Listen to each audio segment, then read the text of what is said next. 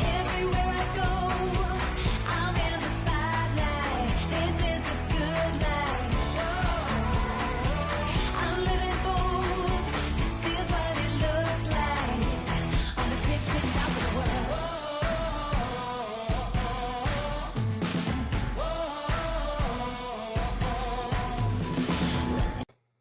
Today is a Captain's Log series, but instead of a Hot Topics News Day, we're hitting a very specific topic. Remedies available to shippers under OSRA 2022. We've covered a lot over the past 90 plus days since the Ocean Shipping Reform Act was signed into law on June 16th, 2022. Let's take inventory of what's changing and how you can make it work for you. Hi, welcome to By Land and By Sea, an attorney breaking down the week in supply chain, presented by the Maritime Professor, me. I'm Lauren Beagen, founder of the Maritime Professor and Squall Strategies, and I'm your maritime attorney. Join me every week as we walk through both ocean transport and surface transport topics in the wild world of supply chain. As always, the guidance here is general and for educational purposes only. It should not be construed to be legal advice, and there is no attorney-client privilege created by this video. If you need an attorney, contact an attorney. So before we get into the discussion of the day, let's go through my top 3 stories of the week. So story number 1, Federal Maritime Commission. They had their meeting this week. It was September 21st, and they actually held it over at the STB. I thought it was just a strategic, great move to be over at the Surface Transportation Board, the STB. But what they mentioned, what Chairman Maffei mentioned right off the outset, the commission meeting room, the hearing room, is actually under construction. So I think this was a an accidental great move. They went over to the Surface Transportation Board and hosted a great meeting. So it was held on GovZoom, I guess, but it was also streamed out to YouTube and still remains on YouTube. So if you're interested in watching this hearing, and I really suggest that you do, the actual public section of the meeting was about an hour and 5 minutes or so. It packed with some great information. We're going to be hitting most of those highlights as we kind of talk about some of the things, because they were talking about the Ocean Shipping Reform Act and some of the things that they've done. I'm gonna let you know some of the notes and comments that the commissioners and the chairman had on what they're doing for OSRA. But the agenda basically was Commissioner Carl Bensel, gave an update on his Maritime Transportation Data Initiative, and there was a staff briefing on Ocean Shipping Reform Act of 2022. There were 2 items that were closed to the public, that were held, behind closed doors, essentially. A staff briefing on demurrage and detention billing requirements, which is going to be the next rulemaking coming out, and a staff briefing on charge complaints generally. There was really a lot of information that came from this hearing, and we're going to be discussing some of it later in the episode today when we talk about the specifics of dispute options available for shippers. But essentially, look, Chairman Maffei, I want to let everybody know this. Chairman Maffei said a blanket extension for filing comments for the open rulemaking, the unreasonable refusal to deal or negotiate with respect to vessel space, is very unlikely to be extended. Currently, it's the comments are due on a 30-day rulemaking. The entire rulemaking needs to be closed up by December 16th, which is 6 months from the June 16th start date. That is a hard and fast rule. We may have differed over what initiate a rulemaking means. I thought it meant publish. Chairman Maffei came out in the last commission hearing the end of July and said initiate doesn't mean publish text, it means start the process internally. That's fine, but there's no ifs, ands, and buts about it here. This rulemaking has to be closed up by December 16th. So currently in October 21st, close period for the comments is already pretty fast. They're only going to have, 6 weeks at that point to turn it around, get it ready for final rule, and publish it. I don't know. To have it published and finished, I think that December 16th, they're going to be right around there. Maybe they'll hit it. Maybe they'll be exactly on. But I think that he mentioned that they're under a tight timeline here. So I urge you to get your thoughts together. I've been urging you to get your thoughts together. Definitely get your thoughts together on this one and submit. They are more likely to accept maybe a day or 2 or 3 late comments filed individually, but I just don't. Maybe they will, but I think that they're really trying not to extend that extension for the filing of the comments. But we'll see. We'll see. This is a beast of an item. And we're going to talk about that a little bit later. So story number 2, Maritime Administrator and retired Admiral Ann Phillips went before the Subcommittee on Coast Guard and Maritime Transportation. It's a House subcommittee, and announced that MARAD, the Maritime Administration, will resume publishing comprehensive federal cargo preference data. They had stopped doing that in 2013, and actually recently, myself and Professor Sal Mercogliano, you might know him from What's Going On with Shipping, he and I went on Freight Waves Now with Bill Priestley on the roundtable to talk about just that, the cargo preference.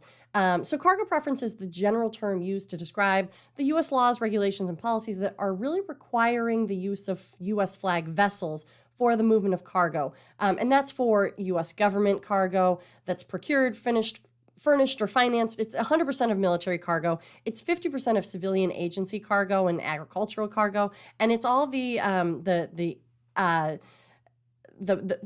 basically any programs that are financed through the U.S. government. There was a GAO report, Government Accountability Office report. They're kind of like the watchdog, a federal agency watchdog of the federal agencies. Oversimplification of what they are. That basically said that there were quite a few waivers being allowed that circumvented this cargo preference. And so MARAD was supposed to be reporting on this every year on, essentially what cargo is either being waived or what cargo we're seeing under the cargo preference from the federal government. So it sounds like Admiral Phillips is actually going to start taking care of this problem by actually getting that reporting back. I think that's what we want to know. We just want the data to say, how is it being used? How is it not being used? This cargo preference, and that's pretty much what Professor Mercogliano and I were talking about the other day. Is we just need to know kind of what's going on, and without that reporting data out of MARAD, we don't really know what's going on. GAO says that there are quite a few waivers. Let's get the data here, and that's the reporting requirement that Admiral Phillips said she's going to be taking care of that problem. Story number 3 is less of a story, just kind of a general observation. Rates are continuing to drop on the China-U.S. West Coast trade lane.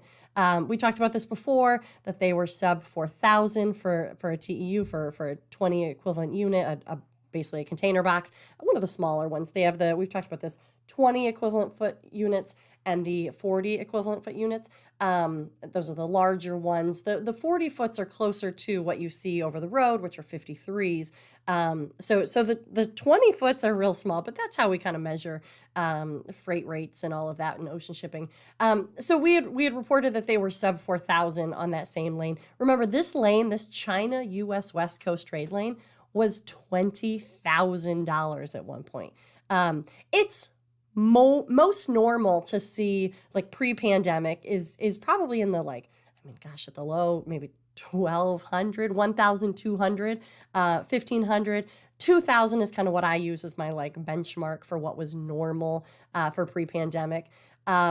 We saw 20,000 at one point. That was so nuts. And, that's where a lot of these billions of dollars of profits were hitting these carriers. Look, if normal is 2,000, we're not going to see the billions of dollars of profits, and these carriers are going to, their profits are going to shrink rapidly. So some are actually predicting that we might see more blank sailings. So what those are is essentially the carrier, their vessels might just skip a port. And they do that to kind of, for a lot of different reasons. There might be operational considerations, but one of the arguments and one of the kind of complaints about these blank sailings is they might do that to constrict the trade and constrict the capacity out there, and kind of try to rebalance in favor of higher prices on the cargo. Like I said, that's one of the arguments and kind of complaints for blank sailings. I don't know. We're going to see what happens here. How low can they go? I don't know. Are they going to go back down to normal sub 2,000? I don't know. We're going to see. This is normally kind of peak time, and we're not really seeing peak. Certainly nowhere near 20,000, but we'll keep watching it.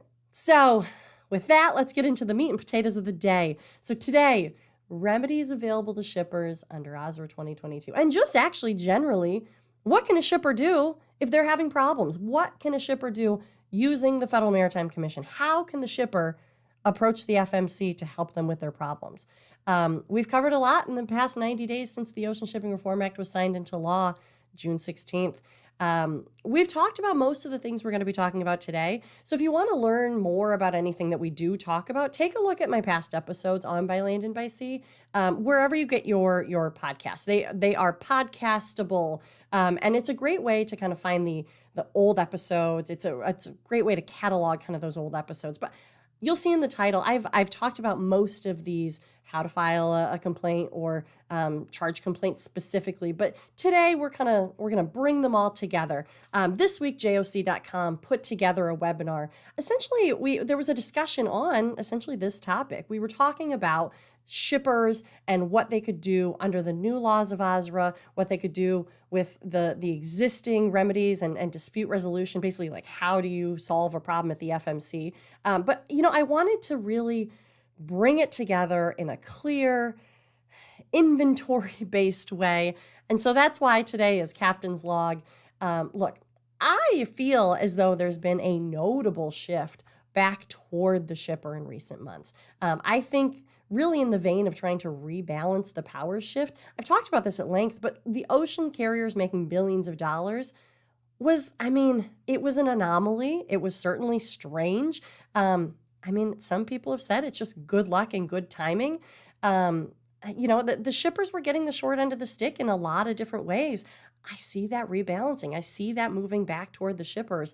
As demand for goods shot up while everyone was stuck at home, so was the demand for essential supplies, PPE, etc. So really, during the billions of dollars of profits, this created a perfect storm because the same frequency increase on the demand for space was not seen on the availability of space, on the vessels hitting the routes. So basically, we had crazy incentives or crazy increases in demand for the same number of spots available on a vessel.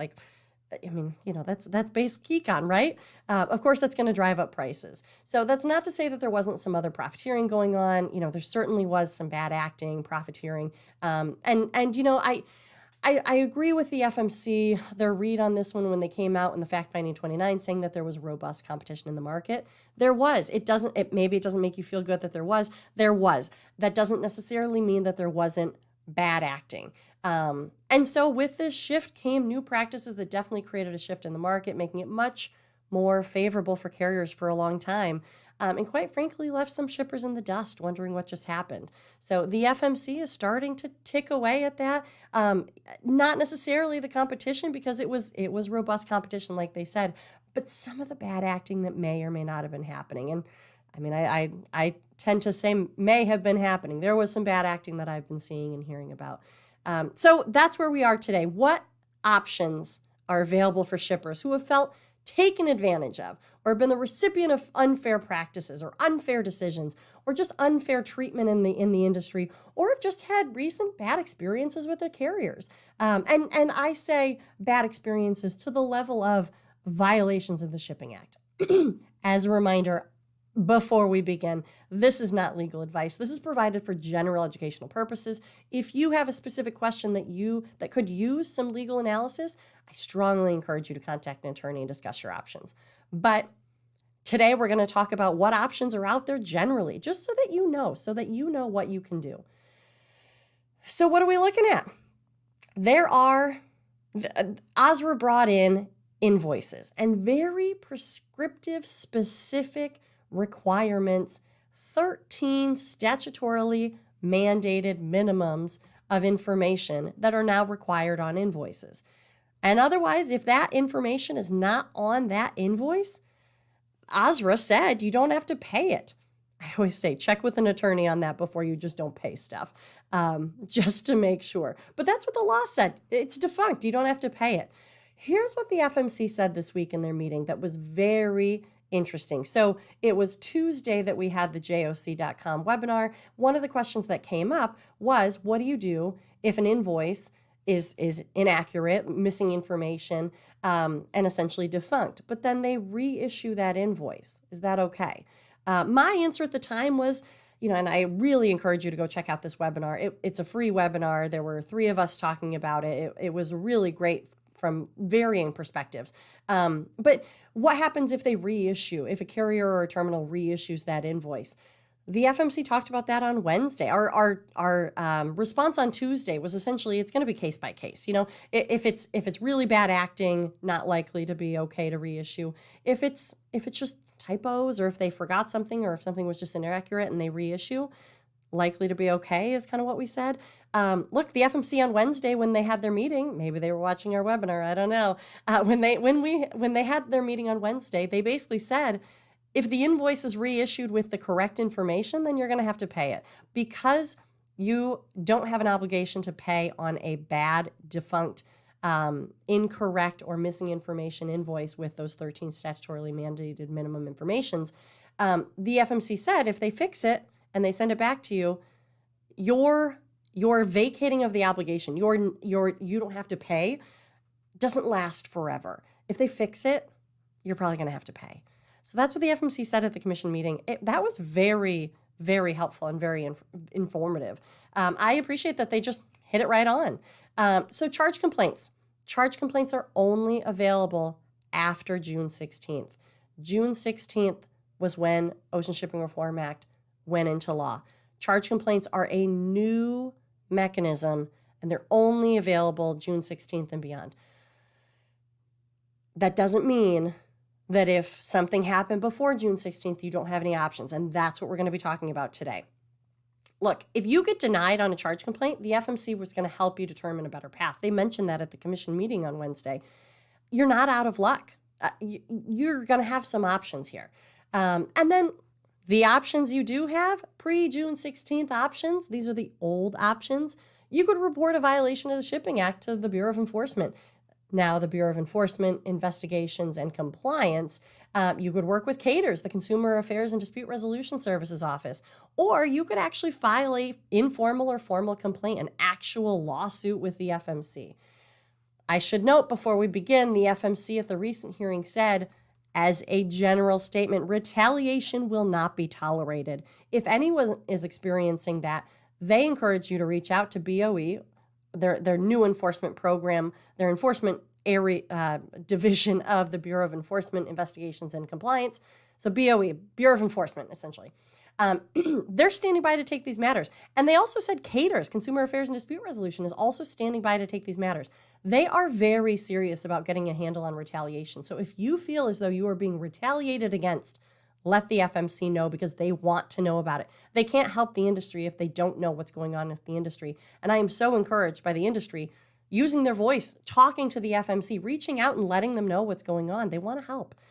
So the 13 requirements of invoices under OSRA. This became law as soon as that piece of paper was signed. So billing practices. We've talked about this many, many times before. I'm going to go through these quickly. What is required? What are these 13? Date that the container is made available. Look, that's kind of a squishy area, but that's what it says. Date the container is made available. What does made available mean?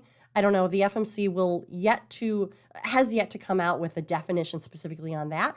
Maybe that's going to be coming out in their D&D, detention demurrage billing practices next rulemaking. I don't know. That's kind of a beast of a definition. But blanket statement, date the container is made available. The port of discharge, the container number or numbers. For exported shipments, the earliest return date, the allowed free time in days, the start date of the free time, the end date of the free time, the applicable detention or demurrage rule on which the daily rate is based. That is going to be based on a service contract, a tariff, or a schedule. The applicable detention or demurrage rule on which the daily rate is based. Check that. Go back to the document that it's referencing and make sure that that's the right rate, because then the next line is the applicable rate or rates per the applicable rule. So what's the rate that they're pointing to? Is it the same rate as what they're applying to you? And if not, ask them why. The total amount due. Wouldn't you think that an invoice always has the total amount due? Not always. Now it's required. The email, telephone number, or other appropriate contact information for questions or requests for mitigation of fees. I've been hearing a lot that people feel as though they're getting junk phone numbers or junk emails or no responses back.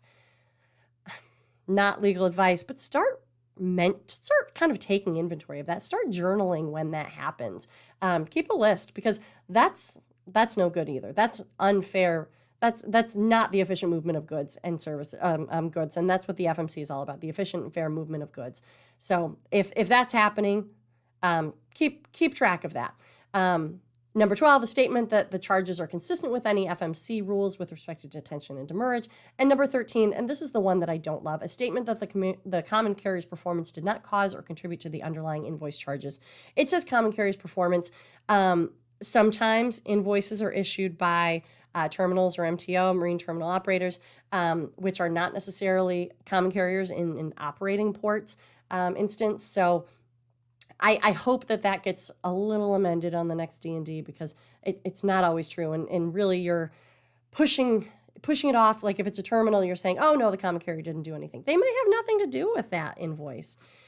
So here it is. If the commission determines after an investigation in response to a charge complaint that an invoice was inaccurate or false, penalties or refunds shall be applied. So there it comes down to, this is why I still kind of stick by that case-by-case basis.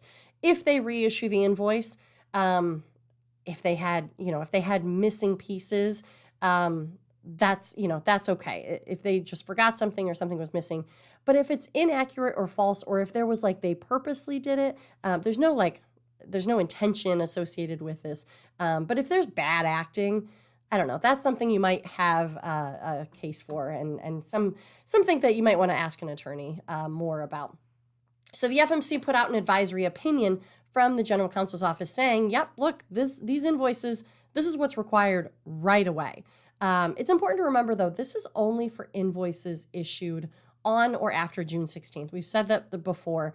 And the commission clarified at their last commission meeting that the carrying terminal can reissue that invoice. Well, they said at the last meeting just this week that the carrier can reissue that invoice to correct their missing information or incorrect information, and then the shipper would be responsible for that invoice. Essentially, they can fix their mistake on the invoice. I keep saying it, but it's just, look, this is where it comes down to case by case. I think it really is going to come down case by case, even though they said you can fix your mistake.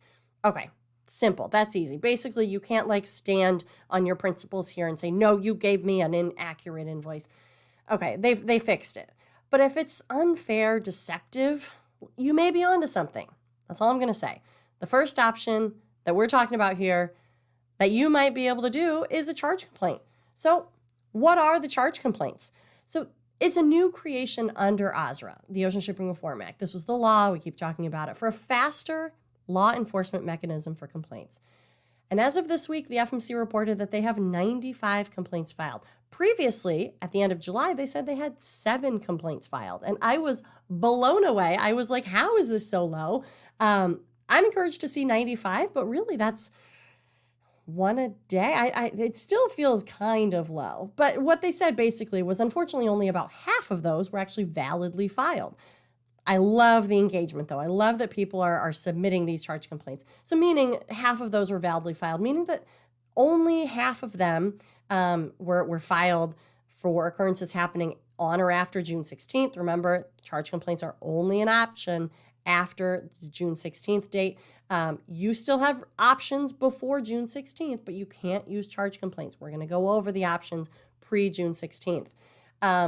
They also said maybe half were improperly filed for other reasons, and some of that might have been they didn't state the specific violation that they're submitting the complaint for. So let's go over the basics. What information do you need to file a charge complaint? So you need to identify the common carrier that the charge complaint is against. So it's a complaint against a charge. Identify the specific violation in the Shipping Act, and they give you the U.S. code number. Google that. Talk to an attorney, but Google that and point to one of those different laws that you see as a violation. Put it in there. If you need help with that, talk to an attorney. But that's kind of it. You look up the code and you look up what violation. They give you the code numbers and sections here. Gather and submit supporting documentation as appropriate. So send over those invoices. Send over a bill of lading number. They doubled down on wanting those invoices because they said that they can get so much information from the invoice itself. Send over evidence of whether the charge has been paid or not, because you can't get reimbursed for a charge that you haven't paid, but you certainly can get reimbursement potentially for a charge that you have paid if it's found to be a bad charge, and confirm that the charge was on or after June 16th. So you just send all your information over to chargecomplaints@fmc.gov. It really is kind of that simple. It's supposed to be a fast process. At the meeting this week, they said that they aim to have all those charge complaints reviewed within 30 days. 30 days, that's fast, right? I mean, if you're looking at the other options, you're looking at probably longer than 30 days. So then that leads us into the other options. So you have the invoices, just generally right off the bat. You have charge complaints as one of the remedy options, one of the ways that you can try to overcome some of these bad charges. So now we're going to go into option number 3. If your problem predates June 16th, can you still bring an action or a complaint to the FMC? Yes, you can. Yes, you can. The options that were always available are still available. You just have a couple new shiny options, but the options that were always available are still available. The Federal Maritime Commission released an instructional video on their YouTube channel explaining the old options. In this video, they cover the 3 different mechanisms for filing a complaint with the FMC. We're going to cover them again. I did a whole episode on this, but we're going to cover them again. There's a couple little updates that have happened since they last filed that, but the major principles still remain. So what are the 3 different options under the old system? So you report a violation to BOE, now Bureau of Enforcement, Investigations, and Compliance, but essentially the same place. You report a violation of the Shipping Act to BOE. Option number 2, work with the Commission's Office of Consumer Affairs and Dispute Resolution to achieve speedy commercial solutions, mediation, arbitration. There's a couple different options there. And then option number 3 for filing a complaint, file a small claims or formal civil complaint heard by the Commission's administrative law judge. This is basically you bring a lawsuit to the FMC. It's probably going to be the more lengthy solution, but it's available. So the reason why the FMC did release this instructional video was under FMC Commissioner Rebecca Dye's Fact Finding 29, she recommended that they create a video that helps the public learn how to use the FMC. It really is supposed to be a little consumer-facing, industry-facing certainly, but they're available. It's a relatively friendly commission and agency generally. I think, look, it's important to learn about the options that you have when you're in calm waters so that when the squall hits, you're ready. So let's go over these 3 old options. So option 1, we're going to start with how to report a violation. So as a good starting point, if you'd like to report a violation or suspected violation, email the Bureau of Enforcement, Investigation, and Compliance. They still are showing their old email address, but I'm sure it's going to work. They're probably just going to forward that over. But it's BOE, Bureau of Enforcement, BOE @fmc.gov. So what do you need when you want to report a suspected violation? As much information as you can provide. But as a baseline, try to get the name and contact information of whoever you say is violating the Shipping Act. Maybe a short summary of the violation, when the violation occurred and if it's actually still happening, and describe or send any documents to support your claim. This is kind of like a whistleblower's, information hotline. This is your reporting a violation. The more information you can provide, the better, and that really makes it easier for the investigator to determine if this is like a big deal violation and how quickly or how in-depth their research needs to be before moving it forward to make it a more formal thing that the BOE, Bureau of Enforcement, and certainly the enforcement arm might take up. You're not going to get updates on the violation under this option, but trust that the investigator is working. They may follow up with you for more information, but that's really about it. So like I said, this is kind of a reporting tool. They're not necessarily working for you other than you being a general member of the public, but they are reviewing the violation as the regulatory agency that oversees this industry. This isn't the method if you have a specific instance where you were directly harmed. This is more about reporting Bad Guy LLC, because if they were allowed to continue doing business and doing what they're doing, they are going to continue harming others. And that's why you are reporting them to the FMC. So option number 2, you could work with CATERS, the Consumer Affairs and Dispute Resolution Services Office. And in this office, they have the newly created Export Expert. They also have certified mediators. So in general, CATERS provides services for 2 main areas: commercial disputes involving the international movement of goods by ocean vessel, commercial disputes, and to cruise passengers that embark in the U.S. and are experiencing problems.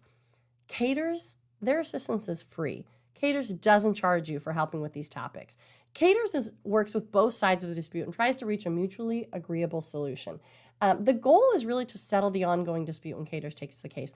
I think this is a great option, especially if you don't want to hop right into a formal complaint or a formal lawsuit right off the bat.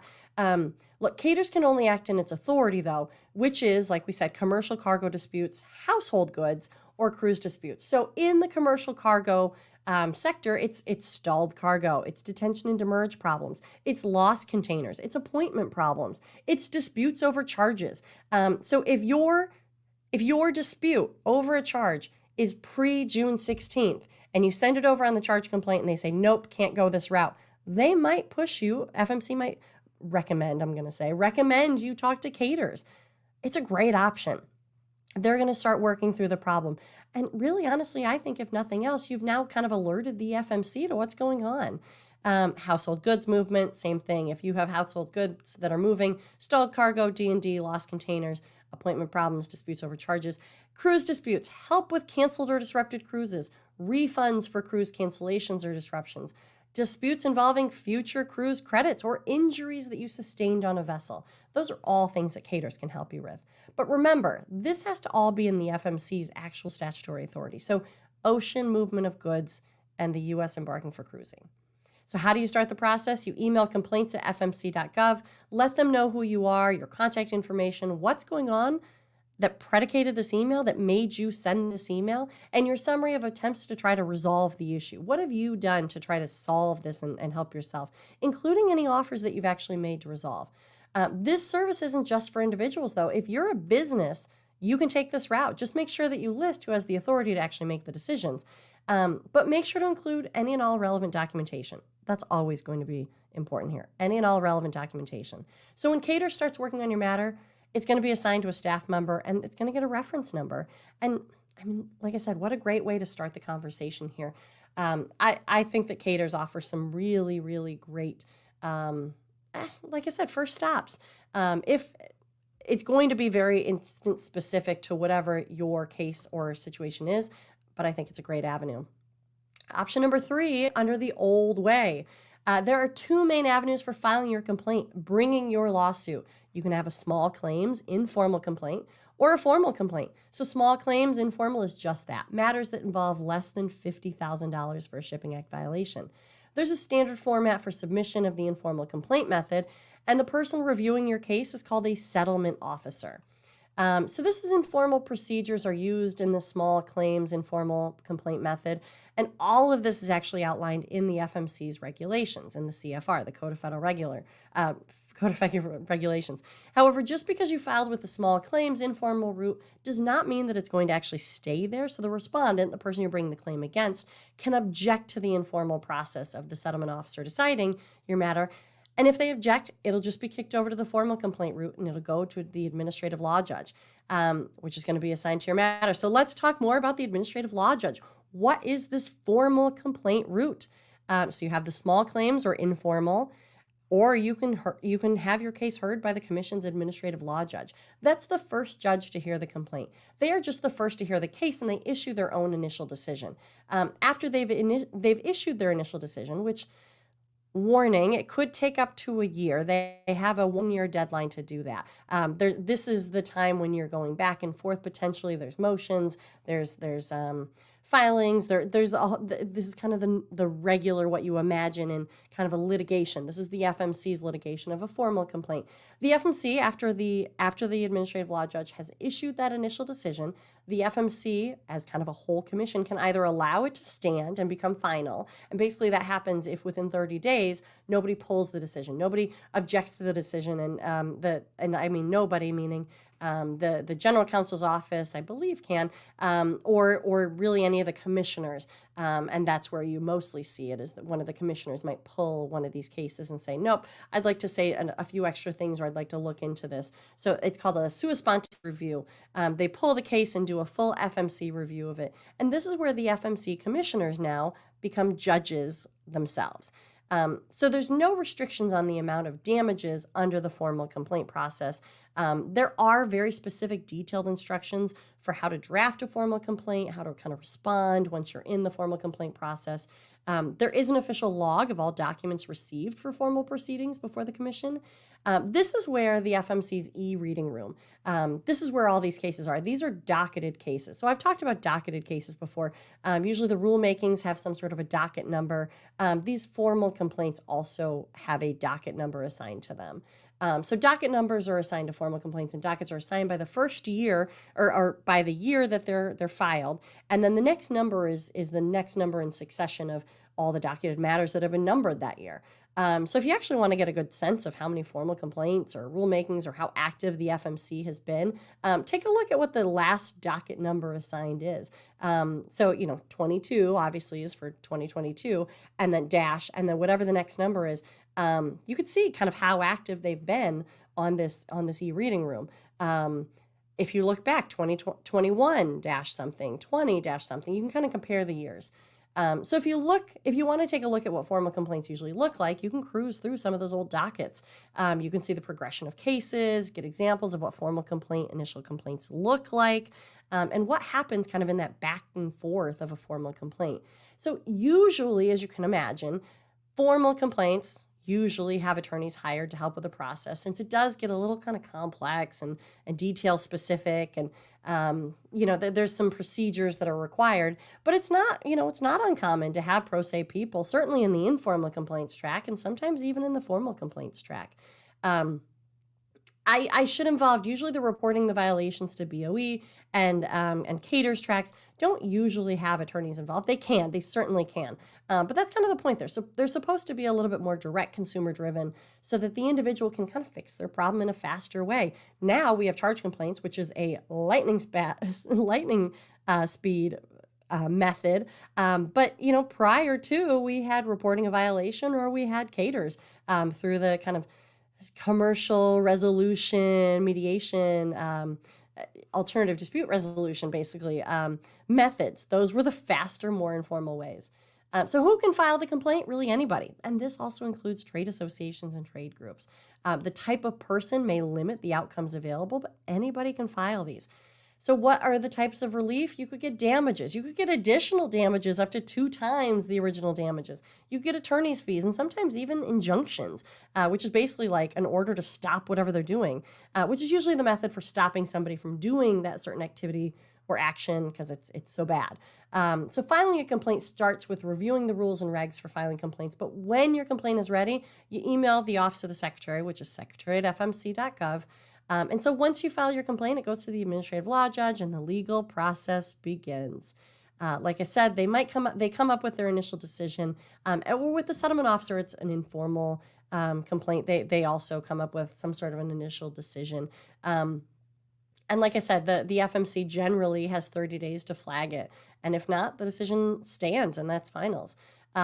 So those are the highlights of the options available to shippers right now. I know it's all a little bit confusing, but I hope that helped clear it up. So like I said, we have the invoice, the requirements of all invoices. And if those requirements aren't met, the law under OSRA says you don't have to pay it. Be careful there. But the FMC recently said you don't have to pay it, but that's not always going to be true. If they fix that mistake of the invoice, they can reissue the invoice. Number 2, we have charge complaints. Those are new under OSRA as well. So the invoice requirements, the 13 requirements, and charge complaints, those are both new. Charge complaints are supposed to be quick. They're supposed to be law enforcement mechanisms for complaints against charges. And then we have 3 old options. We have the reporting the violation. We have caters as a option for kind of dispute resolution and expert and mediation and negotiation and all sorts of different kind of less than this formal complaint filing a lawsuit. And then you always have that last option of the old version where you can file that formal lawsuit. So this is one more, we have all of those options available. And there's one last thing that you can do if you really want to start partaking in the discussion that's out there, and that's filing comments for the open rulemaking. And right now we have unreasonable refusal to deal with respect to vessel space. These comments are due by October 21st, and this is under a 30-day rulemaking open comment period. Look, the rulemaking is essentially trying to define a few different things. So vessel space accommodations, pretty generally defined, but still important to have a definition. Refusal to deal or negotiate, that one the FMC says is going to be evaluated on a case-by-case basis. And then reasonableness. The FMC is trying to define reasonableness. And I find this really interesting, we talked about this last week, one of the examples, really the example that they brought up, was a common carrier's repeated refusal to respond to email or telephone requests for negotiations over an extended period of time may be viewed as unreasonable method of shutting another party out. So unreasonable refusal to deal or negotiate is not just not loading the cargo. It can also go back to negotiations, is how I read this. And if the carrier is refusing to even enter into negotiations, that could be seen as unreasonable or an unreasonable refusal to deal or negotiate with respect to vessel space. It's a really interesting rulemaking. I really encourage you to either go watch my episode or listen or watch my episode on the unreasonable refusal to deal or negotiate with respect to vessel space, or look up the actual rulemaking. There's a lot of really interesting information there. You know, I want to point out, the commission does say that its role is not to ensure that all interested parties get the same deal or make a certain profit, but their role is to ensure that parties are not precluded from obtaining preferential treatment due to unreasonable or unjustly discriminatory reasons. They're not trying to neutralize the business. They're just trying to make it fair so that everybody has a fair shot. And they basically are saying right off the bat, the categorical exemption or exclusion of exports is categorically unreasonable. We've been asking to have a voice. These rulemakings and requests for informations and comments are that chance. Don't miss this chance. So I hope today's episode was helpful. As always, the guidance here is general and for educational purposes. It should not be construed to be legal advice directly related to your matter. If you need an attorney, contact an attorney. But if you have specific legal questions, feel free to reach out to me at my legal company, Squall Strategies. Otherwise, for the non-legal questions, the e-learning, the general information and industry insights, come find me at the Maritime Professor. If you like these videos, let me know. Comment, like, and share. If you missed any previous episodes, check out our episodes on demand through our podcast, By Land and By Sea. If you missed any previous videos, they're over on YouTube. By Land and By Sea, presented by the Maritime Professor. While you're at it, check out the website, themaritimeprofessor.com. E-courses dropping soon. So until next week, this is Lauren Beagen, the Maritime Professor, and you've just listened to By Land and By Sea. See you next time.